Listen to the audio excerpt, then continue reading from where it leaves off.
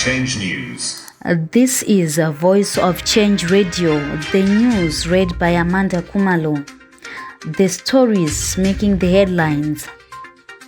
Zanu PF primaries. Cheats, druglord disqualified, reruns in 2 Harare constituencies. In business news, giant step taken on 1,000 megawatt floating solar project. In news beyond our borders, South Africa's largest opposition party re-appoints leader. In sports, Ousted ZIFA board members flout bill conditions. The news in detail. Violence perpetrators, druglords and shoddy characters were disqualified from standing for the ruling party in the forthcoming elections as Zanu PF maintains high ethical standards with rerun polls set to be held in some constituencies, the party announced yesterday. This comes as the ruling party has set the democratic bar high as it walks democracy and prepares for the 2023 harmonized elections with a winning team.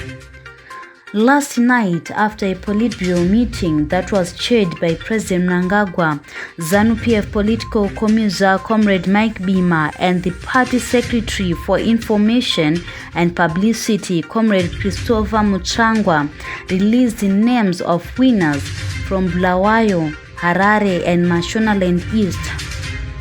The principal public prosecutor with the National Prosecuting Authority, NPA, Henry Mugove Muringani, has been jailed for 12 years for illegally preparing and facilitating bail applications for armed robbers, resulting in the courts releasing them. Muringani was initially jailed for 5 years for each of the 4 counts of criminal abuse of office charges he was facing when he appeared before Harare Regional Magistrate Mrs. Marewa Najo Gofa. Out of the combined 20-year jail term, Mrs. Gofa suspended 8 years for 5 years on condition that he does not commit a crime involving dishonesty. In her sentence, Mrs. Gofa said although Muringani had shown remorse and regret for committing the offense, his moral guilty remained very high.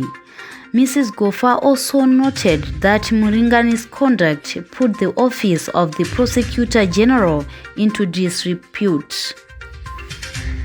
Moving on to business news.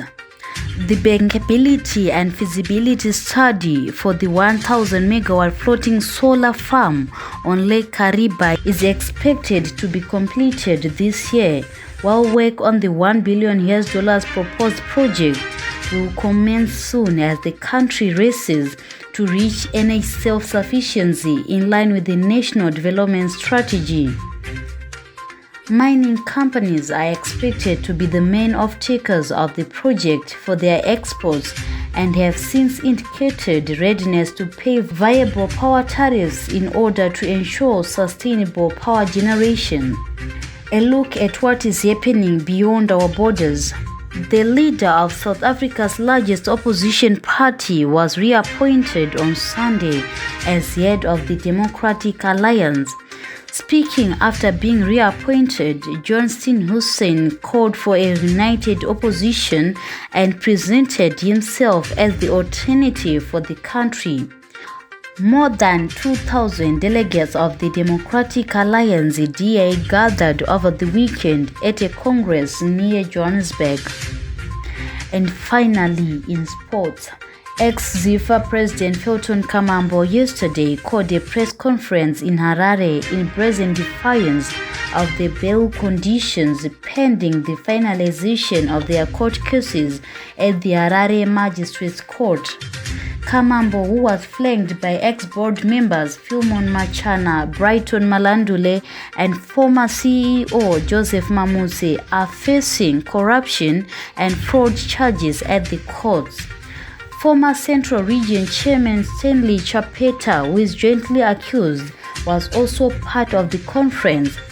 The former ZIFA executives are on a warpath with the Sports and Recreation Commission and the Ministry of Youth, Sport, Arts and Recreation, unhappy with how they were kicked out of football administration on allegations of corruption, sexual harassment of referees and mismanagement of funds.